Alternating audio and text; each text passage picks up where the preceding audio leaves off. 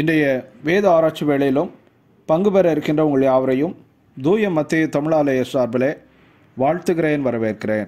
இந்த நேரத்தையும் கர்த்தர் ஆசீர்வதித்து தந்தருளும்படியாக நாம் ஜெபம் செய்வோம். எங்கள் அன்பின் தேவனே, கடந்த காலம் முழுவதும் எங்களை காத்தருளி இந்த நாளையும் இந்த வேளையும் காண செய்த தயவுக்காக உம்மை துதிக்கின்றோம், போற்றுகிறோம். இப்போதும் நாங்கள் வேதத்தை தியானிக்கும் போதும் என்னுடைய ஆன்மீக கண்களை திறந்திருளும். உம்மை சோத்தரித்த பாடல்களை பாடும்போதும் உம்மையே நாங்கள் மகிமைப்படுத்த கிருபை தந்தருளும். இன்றும் உம்முடைய வார்த்தைகளை போதிக்க இருக்கின்ற உம்முடைய அடியார் மூலமாக எங்களுடைய இருதயங்களிலே நீர் பேசியருளும். எங்களை ஒரு விசை நீர் பரிசுத்தப்படுத்தி இந்த வேளைக்காக எங்களை தகுதிப்படுத்தியருளும். இயேசுவின் மூலம் ஜெபிக்கிறோம் பிதாவே, ஆமேன். தேவனுடைய நாமத்திற்கு மகிமை உண்டாக. இந்த வேத ஆராய்ச்சி வேளைக்கு ஆரம்பமாக நாம் யாவரும் 65வது பாமாலையை பாடுவோம். பாமாலை எண் 65.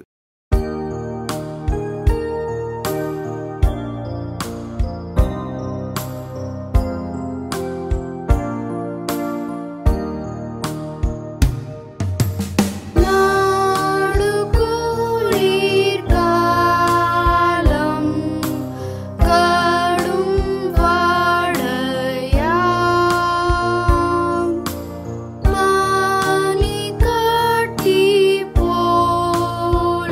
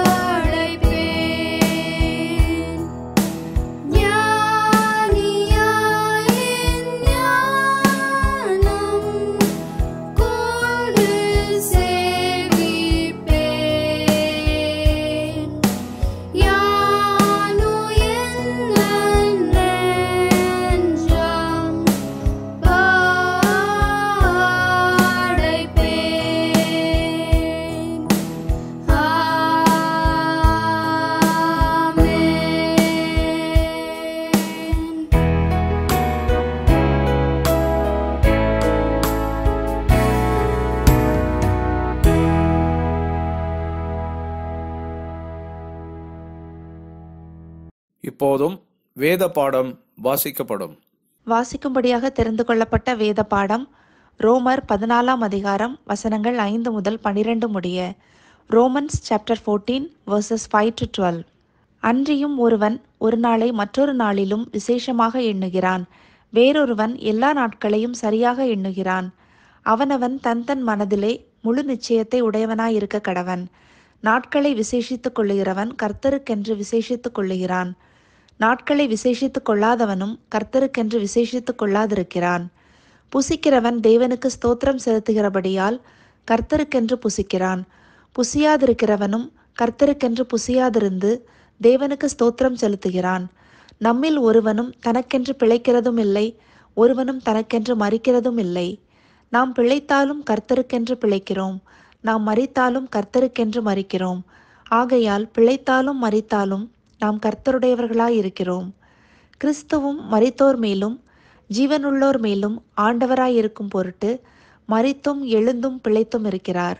இப்படி இருக்க நீ உன் சகோதரனை குற்றவாளி என்று தீர்க்கிறதென்ன? நீ உன் சகோதரனை அற்பமாய் எண்ணுகிறதென்ன? நாம் எல்லாரும் கிறிஸ்துவினுடைய நியாயாசனத்திற்கு முன்பாக நிற்போமே. அந்தப்படி முழங்கால் யாவும் எனக்கு முன்பாக முடங்கும், நாவு யாவும் தேவனை அறிக்கை பண்ணும் என்று என் ஜீவனை கொண்டு உரைக்கிறேன் என்பதாய் கர்த்தர் சொல்லுகிறார் என்று எழுதியிருக்கிறது. ஆதலால் நம்மில் ஒவ்வொருவனும் தன்னை குறித்து தேவனுக்கு கணக்கொப்புவிப்பான். வாசிக்கும்படியாக தெரிந்து கொள்ளப்பட்ட வேத பாடம் வாசித்தாயிற்று. அறிவிப்புகள். இன்றைய வேத ஆராய்ச்சி வேளையிலும் பங்கு பெற்றுக் கொண்டிருக்கின்ற உங்கள் அனைவரையும் ஆண்டவராகிய இயேசு கிறிஸ்துவின் இனிய நாமத்திலே வாழ்த்தி வரவேற்கிறேன்.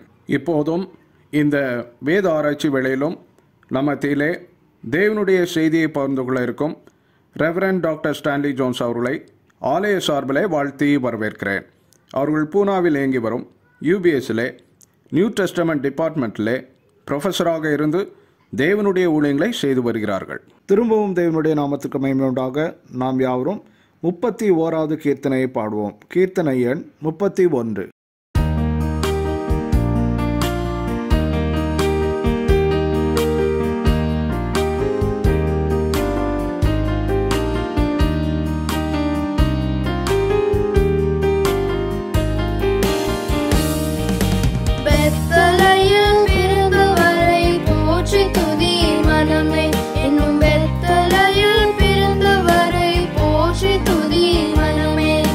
சர்வத்தையும் படைத்த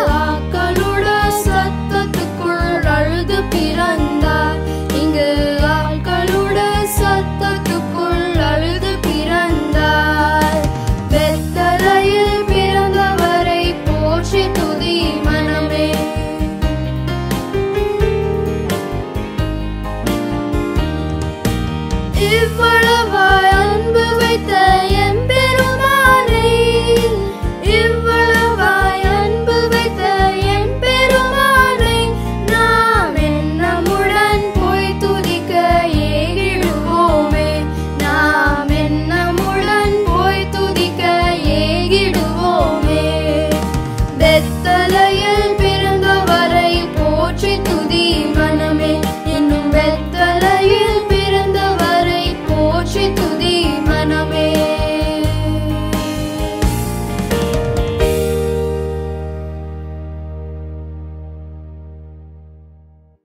இப்போதும் நம்ம மத்தியிலே ரெவரண்ட் டாக்டர் ஸ்டான்லி ஜோன்ஸ் அவர்கள் கர்த்தருடைய செய்தியை பகிர்ந்து கொள்வார்கள். ஆண்டவரும் இரட்சகருமாகிய இயேசு கிறிஸ்துவின் இனிய நாமத்தில் உங்கள் அனைவருக்கும் என் அன்பின் வாழ்த்துக்களை தெரிவித்துக் கொள்கிறேன்.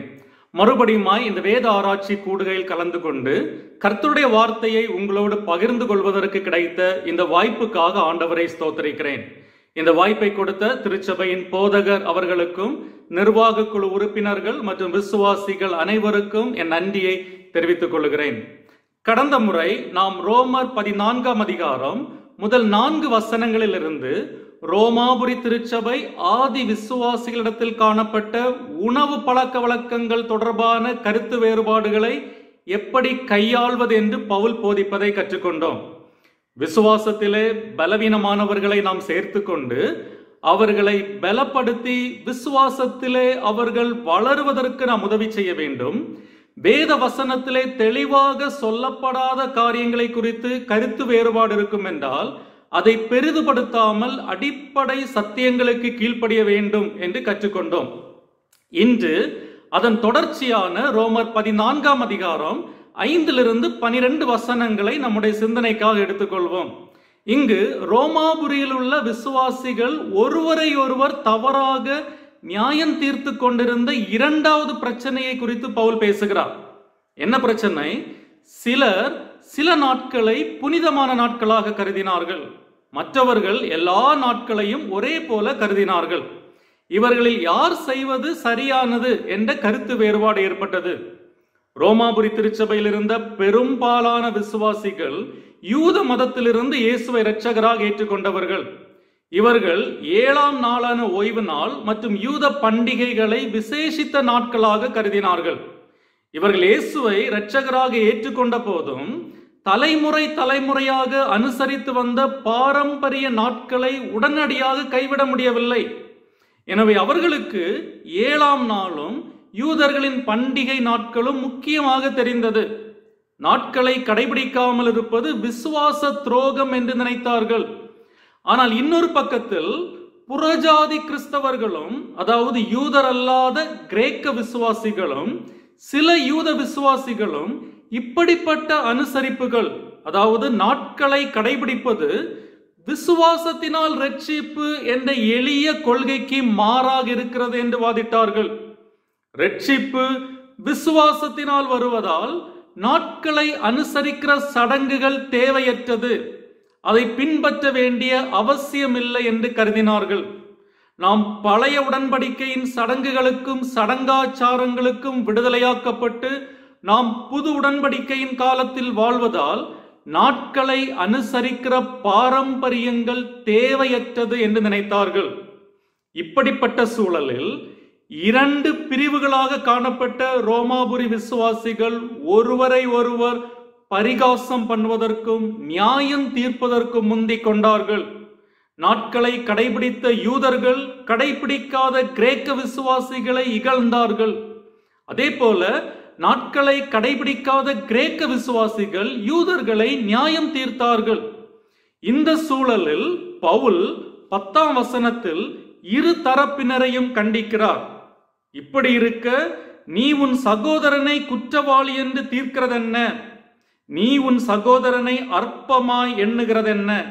நாம் எல்லாரும் கிறிஸ்துவினுடைய நியாயாசனத்திற்கு முன்பாக நிற்போமே என்கிறார்.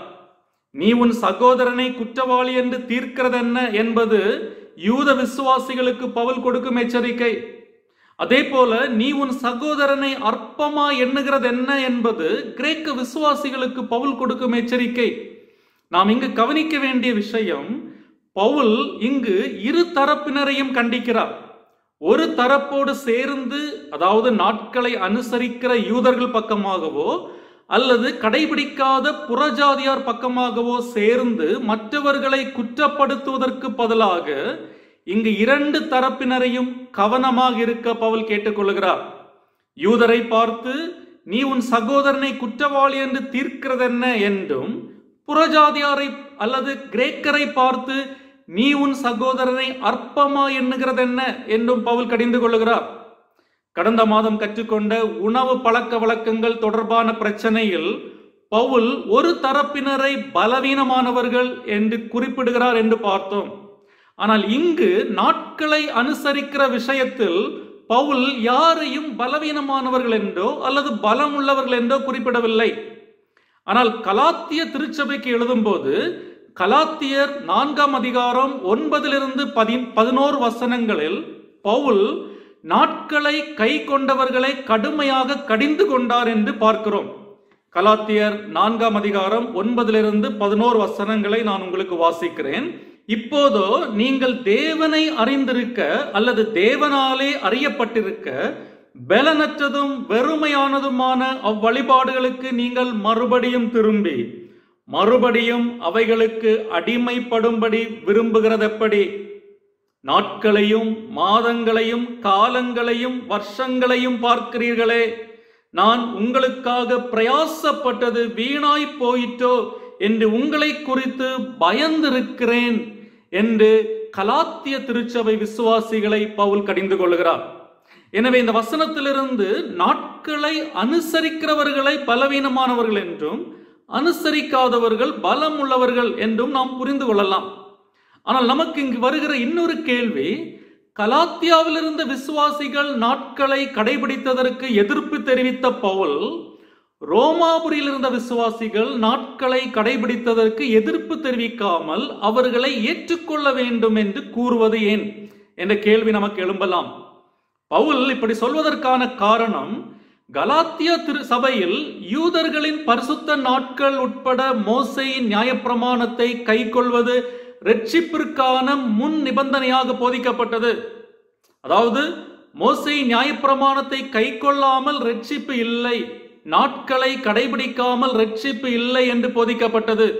எனவே பவுல் அதை கடுமையாக எதிர்க்கிறார். ஆனால் ரோமாபுரியில் இருந்த பிரச்சனை வேறு. ரோமாபுரி சபையில் நாட்களை அனுசரிக்கிற பிரச்சனை ஒரு இரட்சிப்பு தொடர்பான பிரச்சனையாக பார்க்கப்படவில்லை, அது ஒரு தனிப்பட்ட நடைமுறை பிரச்சனையாக பார்க்கப்பட்டது. எனவே அப்படிப்பட்டவர்களை ஏற்றுக்கொள்ளுங்கள் என்று பவுல் கேட்டுக்கொள்கிறார். இங்கு நாம் கவனிக்க வேண்டிய விஷயம், எதை நியாயம் தீர்க்க வேண்டும், எதை நியாயம் தீர்க்க கூடாது என்ற பகுத்தறிவு நமக்கு அவசியம். இரட்சிப்புக்கு நேரடி தொடர்புள்ள விசுவாசம் தொடர்பான விஷயங்களிலும் வேதத்தில் தெளிவாக சொல்லப்பட்டுள்ள நடைமுறை விஷயங்களிலும் நாம் மற்றவர்களை கண்டிக்க வேண்டியது அவசியம். பவுலும் அதை செய்திருக்கிறார். எனவேதான் கலாத்திய திருச்சபை விசுவாசிகளை நாட்களை அனுசரித்ததற்காக பவுல் கண்டித்தார். இதை பவுலின் மற்ற நிருபங்களிலும் நாம் பார்க்கிறோம். உதாரணத்துக்கு கொரிந்து சபையில் விபச்சார பாவம் செய்த மனிதனை ஏன் சகித்துக் கொள்கிறீர்கள், அவனை தண்டிக்காதது ஏன் என்று கொரிந்து சபையை பவுல் கடிந்து கொண்டார். இதை நாம் 1 கொரிந்தியர் 5ஆம் அதிகாரம் முதல் 5 வசனங்களில் பார்க்கிறோம். அதே போல யூதவாதிகளின் மோசமான கோட்பாட்டு பிழைகளை பவுல் பொறுத்து கொள்ளவில்லை, அவைகளை கடிந்து கொண்டார். குறிப்பாக ரோமர் 16ஆம் அதிகாரம் 17ஆம் வசனத்தில் பவுல் இப்படிப்பட்டவர்களை விட்டு விலகுங்கள் என்று போதிக்கிறார். ரோமர் 16ஆம் அதிகாரம் 17ஆம் வசனம், அன்றியும் சகோதரரே, நீங்கள் கற்றுக்கொண்ட உபதேசத்திற்கு விரோதமாய் பிரிவினைகளையும் இடரல்களையும் உண்டாக்குறவர்களை குறித்து எச்சரிக்கையாயிருந்து அவர்களை விட்டு விலக வேண்டும் என்று உங்களுக்கு புத்தி சொல்லுகிறேன் என்று சொல்லுகிறார்.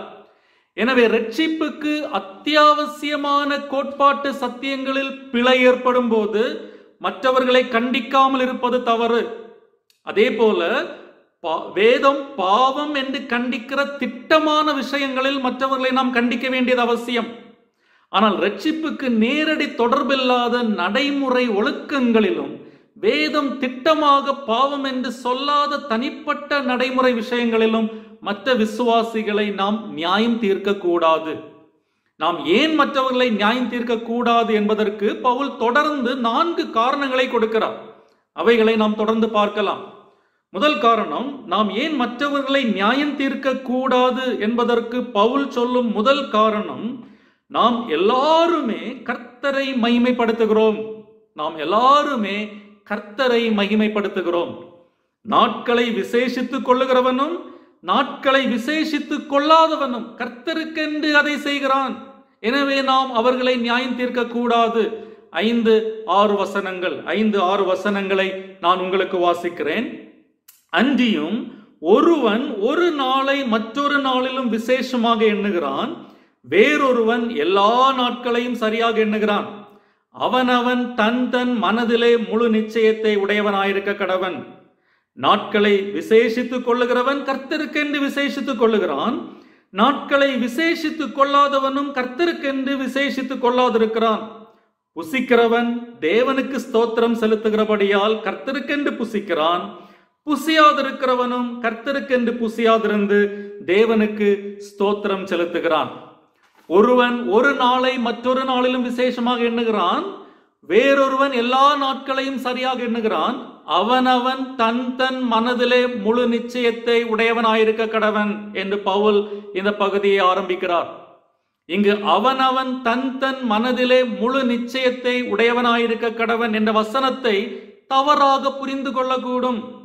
இங்கு பவுல் கிறிஸ்துவுக்குள்ளான விசுவாசத்தில் இருந்த விசுவாசிகளுக்கு அவனவன் தன் தன் மனதிலே முழு நிச்சயத்தை உடையவனாயிருக்க கடவன் என்று எழுதுகிறார் என்பதை மறந்துவிடக் கூடாது.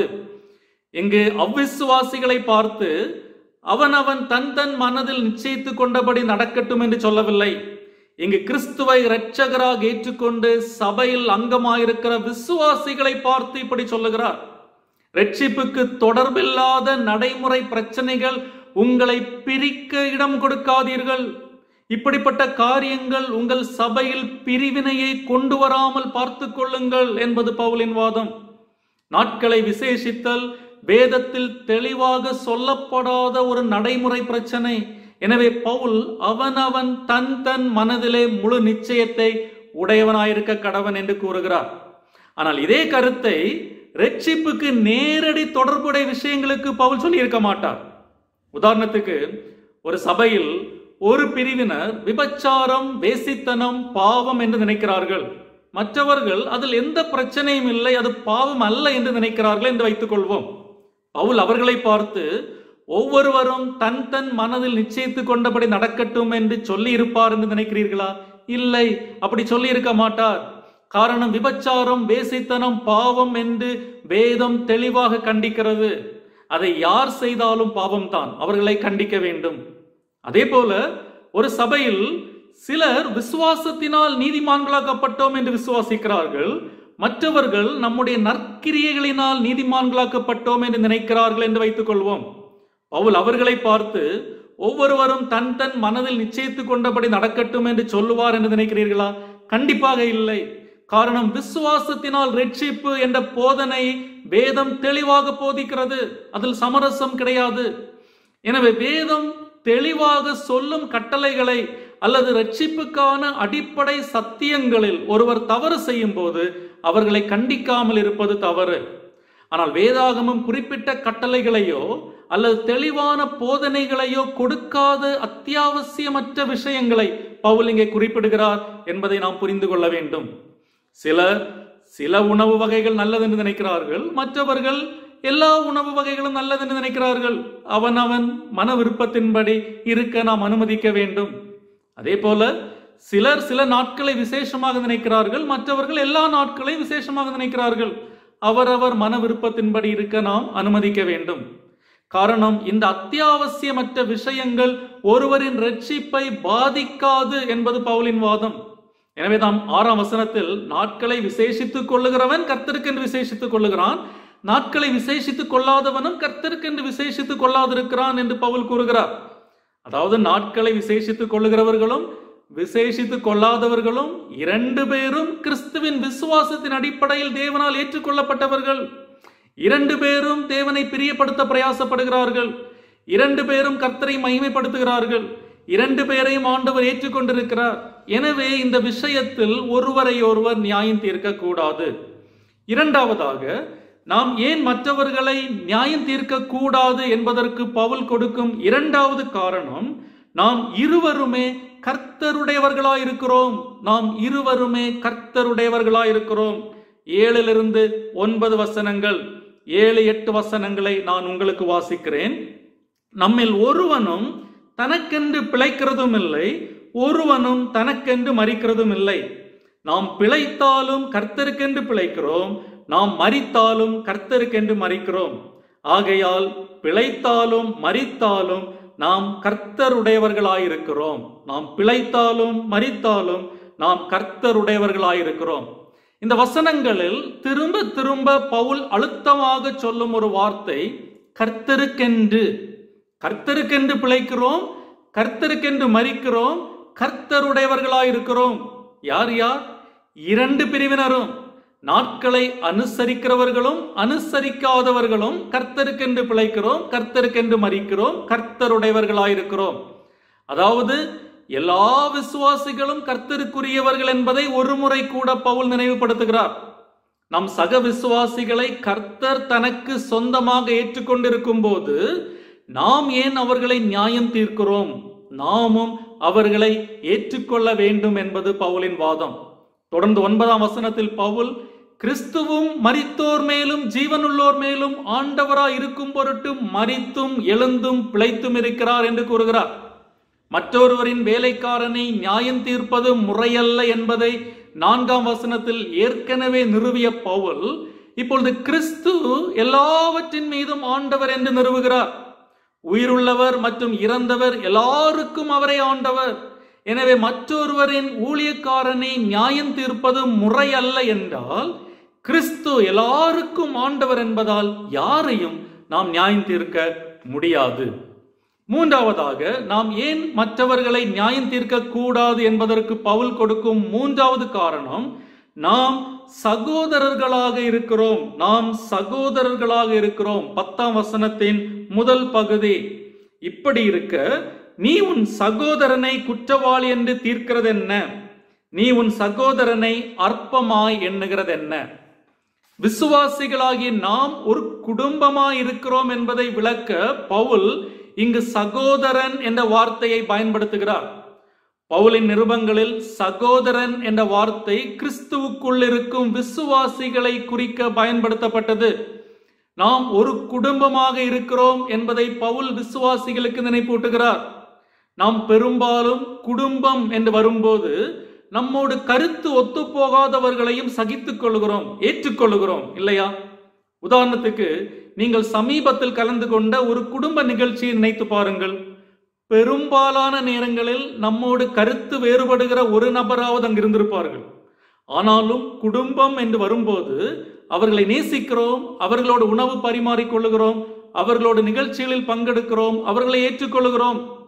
நம் உலக பிரகாரமான குடும்பத்தில் நம்மோடு கருத்து வேறுபடுகிறவர்களை ஏற்றுக்கொள்ள நம்மால் முடியும் என்றால், நாம் ஆவிக்குரிய குடும்பத்திலும் நம்மோடு கருத்து வேறுபடுகிறவர்களை நாம் ஏற்றுக்கொள்ள வேண்டும். ஆதி திருச்சபை அப்படித்தான் செயல்பட்டது. யூதர்களும் கிரேக்கர்களும் ரோமர்களும் மற்ற புறஜாதியாரும் ஒரே திருச்சபையில் கூடி தேவனை ஆராதிக்க தொடங்கிய போது அவர்களுக்குள் கருத்து வேறுபாடுகள் வந்தது. உண்மைதான். ஏன் பவுலுக்கும் பேதுருவுக்கும் இடையில் கருத்து வேறுபாடு வந்தது. பவுலுக்கும் பர்னபாவுக்கும் இடையில் கருத்து வேறுபாடு வந்தது. பிலிப்பு திருச்சபையில் எயோதியாளுக்கும் சிந்திகையாளுக்கும் இடையில் கருத்து வேறுபாடுகள் இருந்ததாக தெரிகிறது. ஆனால் இந்த கருத்து வேறுபாடுகள் தேவனை மகிமைப்படுத்துவதற்கும் திருச்சபையின் வளர்ச்சிக்கும் தடையாக இல்லாமல் பார்த்து கொண்டார்கள். காரணம், அவர்கள் திருச்சபையை ஒரு குடும்பமாக கருதியதால் அது சாத்தியமாயிற்று. எனவேதான் புதிய ஏற்பாட்டில் சீஷர்கள் என்ற வார்த்தை கொஞ்சம் கொஞ்சமாக மறைந்து சகோதரர்கள் என்ற வார்த்தை பயன்பாட்டுக்கு வர தொடங்கியதை நிருபங்களில் நாம் பார்க்கிறோம். விசுவாசிகளாகிய நாம் ஒரே குடும்பமா இருக்கிறபடியால் ஒருவரை ஒருவர் நியாயம் தீர்ப்பதை தவிர்க்க வேண்டும்.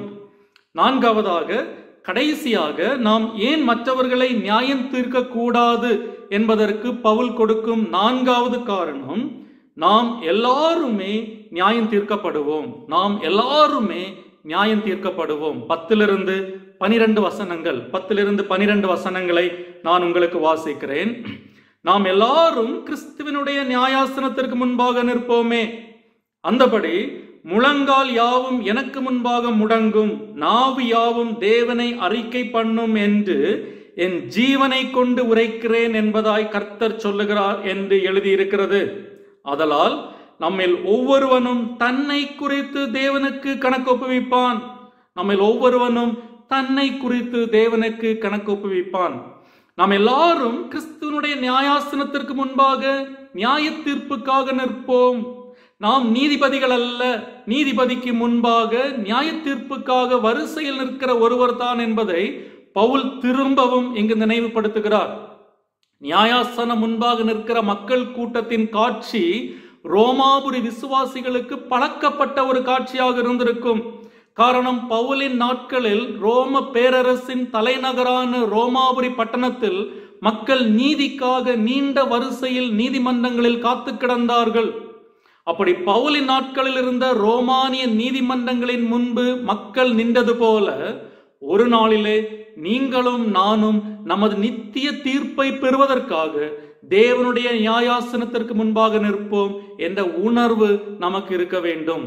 நாம் தேவனுக்கு முன்பாக ஒரு நாளில் நிற்போம் என்ற கருத்தை நிரூபிக்க பவுல் பழைய ஏற்பாட்டிலிருந்து ஆதாரமாக ஏசாயா 45 வசனத்தை மேற்கோள் காண்பிக்கிறார்.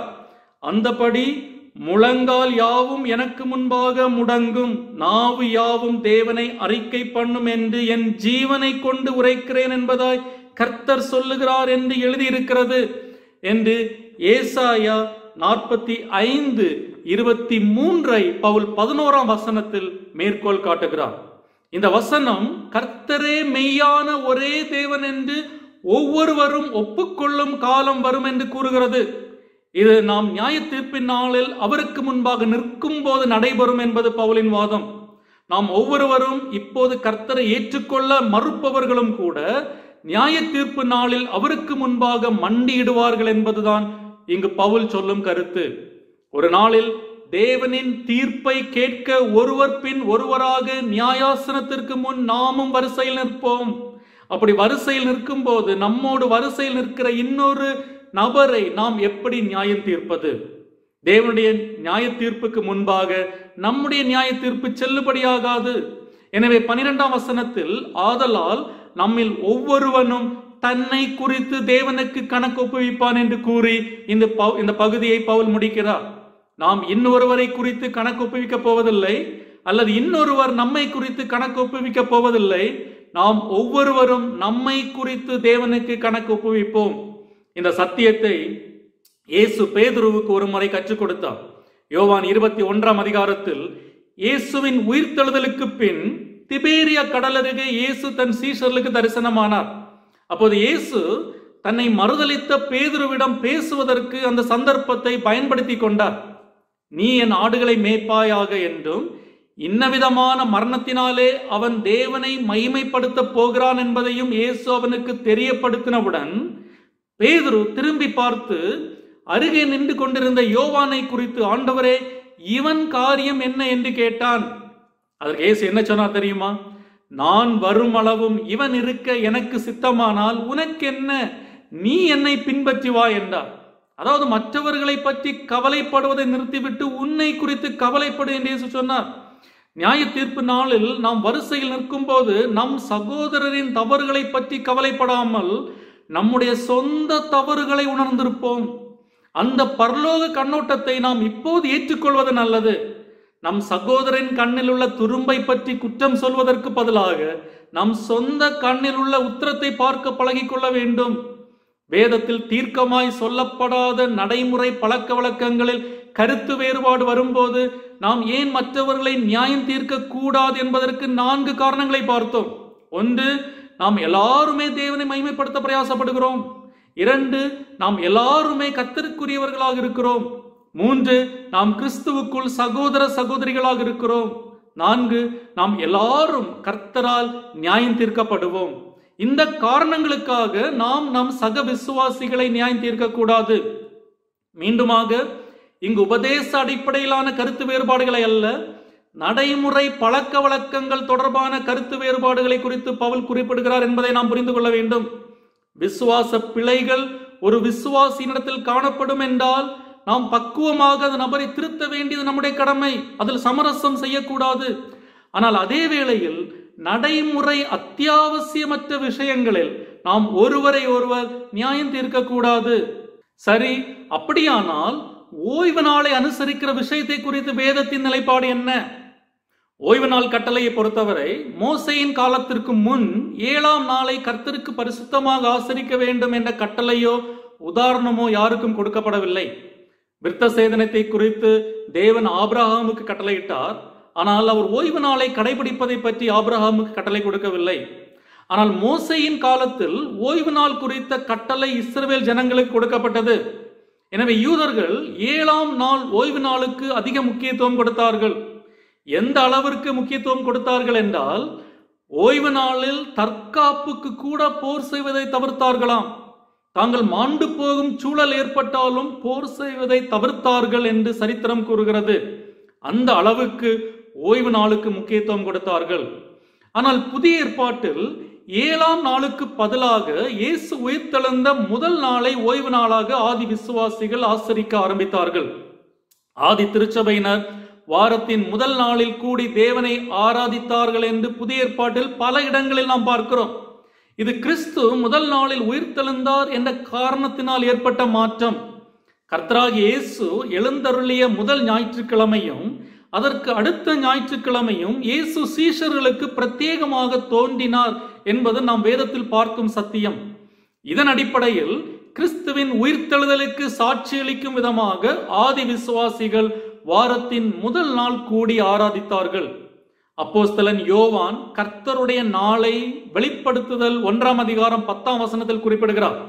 இங்கு கர்த்தருடைய நாள் என்று யோவான் குறிப்பிடுவது வாரத்தின் முதல் நாள் ஞாயிற்றுக்கிழமை என்று எல்லாரும் ஒத்துக்கொள்ளுகிறார்கள். எபிரேயருக்கு எழுதின ஆக்கியோன் எபிரேயர் 10ஆம் அதிகாரம் 25ஆம் வசனத்தில் சபை கூடி வருதலை சிலர் விட்டுவிடுகிறது போல நாமும் விட்டுவிடாமல் ஒருவருக்கொருவர் புத்தி சொல்ல கடவோம் என்று போதிக்கிறார். இயேசு ஓய்வு நாளை கடைபிடித்தார் என்று நற்செய்தி நூல்களில் நாம் பார்க்கிறோம். ஆனால் தேவையற்ற ஓய்வு நாள் கட்டுப்பாடுகளுக்கு எதிராக குரல் கொடுத்தார். எனவே நாம் ஒரு நாளை விசேஷித்த நாளாக கருதும் போது அது நமக்கு வாரத்தின் முதல் நாள் ஞாயிற்றுக்கிழமையாக இருக்கலாம், அல்லது மத்திய கிழக்கு அரபு நாடுகளில் இருக்கிறது போல அது வெள்ளிக்கிழமையாக இருக்கலாம். காரணம், அவர்களுக்கு வெள்ளிக்கிழமை தான் வார விடுமுறை. அல்லது சிலர் அனுசரிப்பது போல சனிக்கிழமையாக இருக்கலாம். ஒரு நாளை விசேஷித்த நாளாக கருதும் போது பரிசேயர்கள் செய்த அதே தவறை நாம் செய்யாமல் இருக்க பார்த்து கொள்ள வேண்டும். இயேசுவின் காலத்தில் ஓய்வு நாளில் ஒருவன் என்ன செய்ய வேண்டும், என்ன செய்யக்கூடாது என்பதை பற்றி யூதர்கள் எல்லா விதமான அபத்தமான விதிகளை வகுத்திருந்தார்கள். இயேசுவின் சீஷர்களும் அந்த விதிமுறைகளை கடைபிடிக்கவில்லை என்று அடிக்கடி அவரை குற்றம் சாட்டினார்கள். உதாரணத்துக்கு, ஓய்வு நாளில் கதிர்களை கொய்து உண்ட சீஷர்களை பார்த்து பரிசேயர்கள் இயேசுவிடம் ஓய்வு நாளில் செய்யத்தகாததை இவர்கள் ஏன் செய்கிறார்கள் என்று கேட்டபோது இயேசு, மனுஷன் ஓய்வு நாளுக்காக உண்டாக்கப்படவில்லை, ஓய்வு நாள் மனுஷனுக்காக உண்டாக்கப்பட்டது என்று பரிசேயரின் தவறான புரிதலை சுட்டிக்காட்டினார். இதை நாம் மார்க் 2ஆம் அதிகாரம் 23 27 வசனங்களில் பார்க்கிறோம். எனவே ஓய்வு நாளை பரிசுத்தமாய் ஆசரிக்க வேண்டியது நம்முடைய கடமை. அது ஆதி திருச்சபையினரும் அப்போஸ்தலர்களும் பின்பற்றிய மாதிரி. ஆனால் வாரத்தின் முதல் நாள் ஞாயிற்றுக்கிழமை மட்டும்தான் வாரத்தின் ஒரே பரிசுத்த நாள் என்று நாம் நினைக்க கூடாது. ஒவ்வொரு நாளுமே கர்த்தருக்கென்று பரிசுத்தமாக்கப்பட வேண்டிய நாட்கள் தான். திங்கள் கிழமை முதல் சனிக்கிழமை வரை உள்ள நாட்கள் பரிசுத்தத்தில் குறைவான நாட்கள் என்று நாம் நினைத்தால் அது தவறு. திங்கள் கிழமை முதல் சனிக்கிழமை வரை எப்படியும் வாழலாம், ஞாயிற்றுக்கிழமை ஒரு நாள் பரிசுத்தமாய் வாழ்ந்தால் போதும் என்ற மனப்பான்மை தவறு. கிறிஸ்துமஸ், வருடப்பிறப்பு, புனித வெள்ளி, ஈஸ்டர் போன்ற பண்டிகை கிறிஸ்தவர்களாய் இருப்பதையும் நாம் தவிர்க்க வேண்டும். ஏதோ அந்த பண்டிகை நாட்கள் மட்டுமே புனிதமான நாட்கள் என்று நினைப்பது முதல் நூற்றாண்டு யூதர்கள் செய்த அதே தவறை நாமும் செய்வது போலாகும். எனவே விசுவாசிகளாகிய நாம் ஓய்வு நாளில் தேவனை ஆராதிப்பதற்கு அந்த நாளை பயன்படுத்த வேண்டியது அவசியம். அந்த நாள் தேவனை ஆராதிப்பதற்கு நமக்கு விடுமுறையாக கிடைக்கப்பட்டது இன்னும் பெரிய பாக்கியம். அந்த நாளை தேவனை ஆராதிப்பதற்கும் ஆவிக்குரிய காரியங்களுக்கும் ஓய்வெடுப்பதற்கும் ஒதுக்குவது நல்லது. சர்வ வல்லமை உள்ள தேவன் கூட வாரத்தில் ஒரு நாள் ஓய்ந்திருந்தார் என்று பார்க்கிறோம். எனவே ஓய்வு நாளில் ஓய்வெடுப்பது முக்கியம். இது உடலை புதுப்பித்து மனதை புத்துணர்ச்சி அடைய செய்ய உதவும்.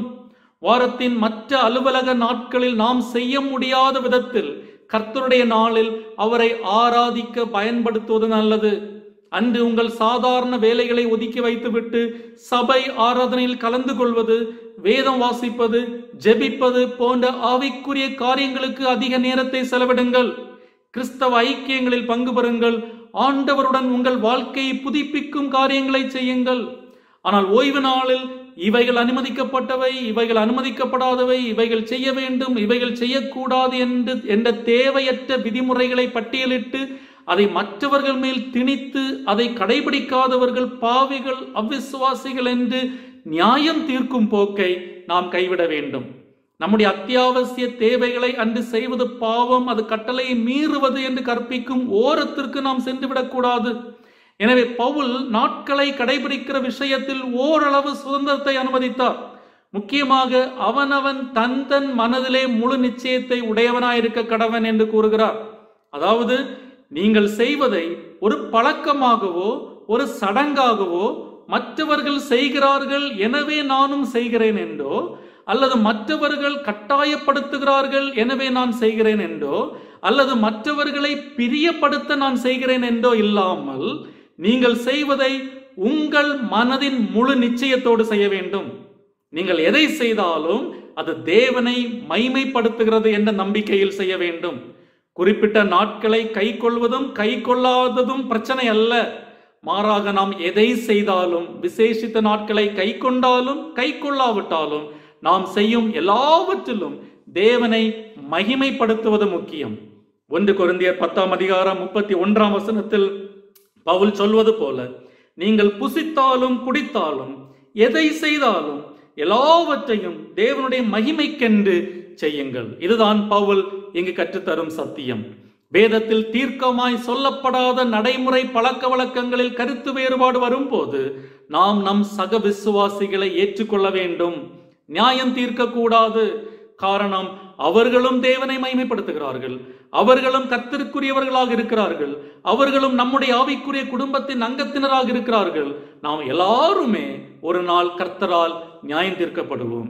இந்த சத்தியங்களை மனதில் வைத்து நம்முடைய விசுவாச வாழ்க்கையை தொடருவோம். ஆண்டவர் நம்மை ஆசீர்வதிப்பாராக. ஆமேன்.